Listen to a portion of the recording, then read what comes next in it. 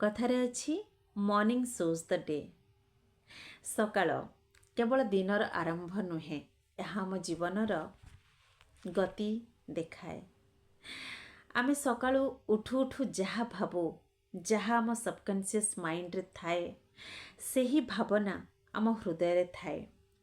आउ जेउ भावना आम हृदय रे आमे आणु सेईटा आम मुहरे भी आसे। आउ जेउटा आम मुहरे आसे सेटा आम कामरे भी देखा जाए। आउ आमर कर्म आमर चरित्र को गढ़े।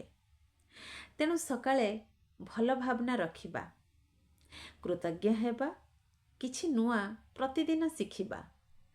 आज कौन करिबा, केमिति दिन बितेइबा, सकाळु ही भल भावे चिंता करिबा।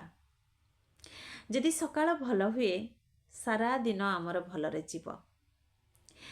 तेणु सफल लोक माने सकाळु को केबे भी नष्ट करंती नाही, तार बहुत भल उपयोग से माने शिखि थांती।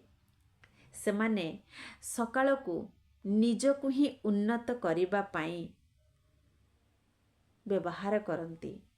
तेणु आसंता काली सकाळरू निज मन को आमे सकारात्मक रखिबा, भल भावना रखिबा, कारण सकाळ ही आम भविष्यत गढ़े।